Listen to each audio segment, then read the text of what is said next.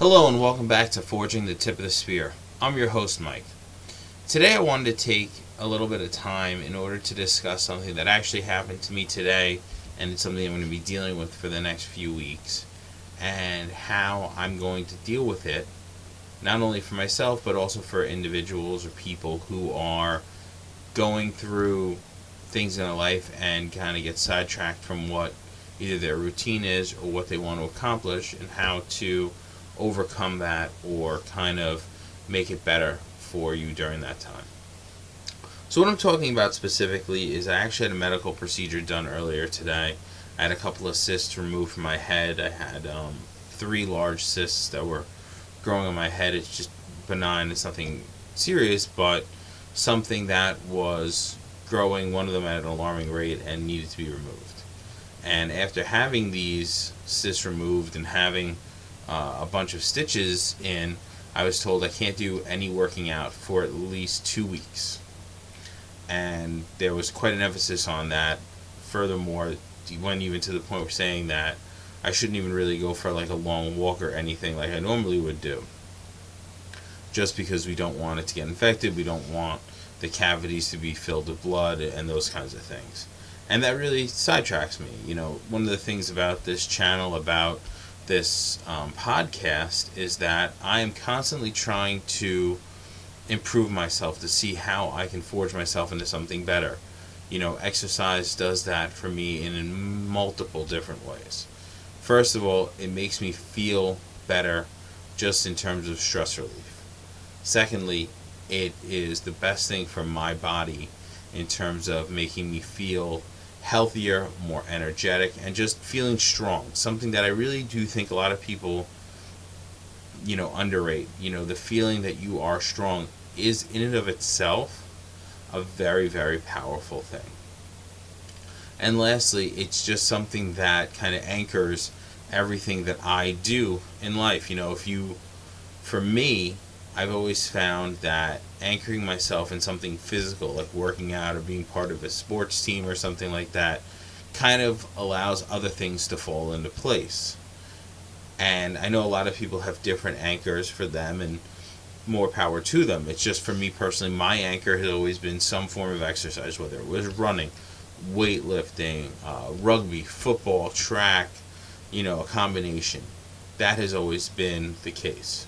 But for the next 2 weeks, that's not going to be the case for me. So what am I doing for that period of time? And what's something that, for instance, you could do in your life when your routines are completely haywired for a day, a week, 2 weeks, a month, or maybe even a year? So the first and most important thing is to realize, what do I have control over and what don't I have control over? It's the Stoic mantra of the dichotomy of control. Acknowledging what you have control over and what you don't have control over is in and of itself probably the single most important thing that I can do. So, what do I mean by that?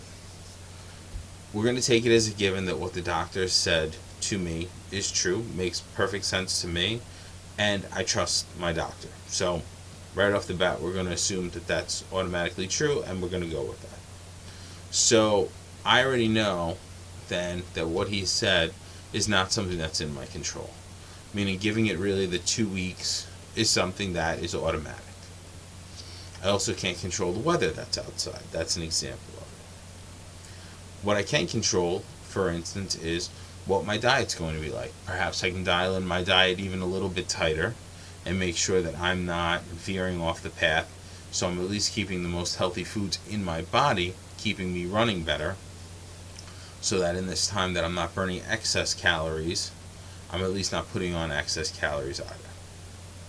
The second thing that I can do is I can pick a new thing to forge myself into something better. I can pick maybe reading a little bit more. I'm going to lose about an hour. I'm going to gain, See, I already think of it as losing something I enjoy doing, but the reality is I'm going to gain an hour of free time. So I need to look at it in terms of the positive. What can I do to make it better? So I can 1, record more podcasts. 2, I can read more books. I can get more into my reading habit. Or 3, I can even play with my children a little bit more. positive things that are going to help to emphasize these things overall. Lastly, the third thing that I'm going to try to emphasize is to be more positive, not only for myself, but for people around me, whether I know them or not.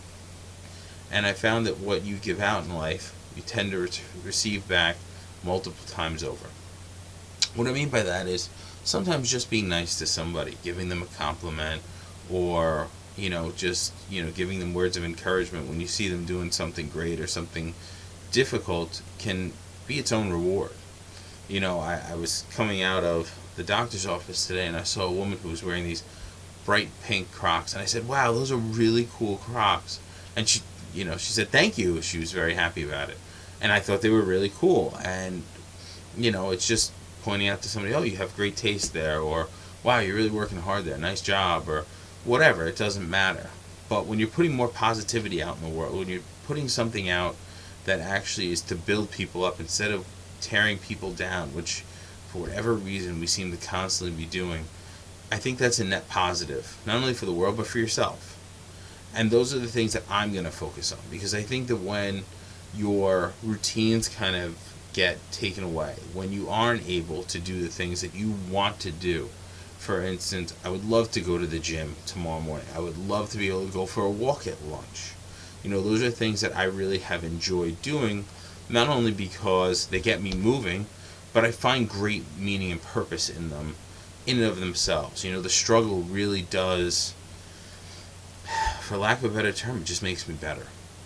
Pushing myself makes me feel better. So in this time where I can't do that, I can push myself to do things differently, to do things in a better way, so that I become better, and maybe the world does too. And those are some examples of things that I'm thinking of doing, or that I'm going to implement over the next 2 weeks to kind of fill that hole where working out and walking and things like that really can't be accomplished. So, I will keep you on this journey, let you know how I feel. I'm curious how my mental state is going to be affected by this, because I know for a lot of people getting those endorphins really does, boost you up, because the rest of the day seems easy afterwards. We'll see how that goes.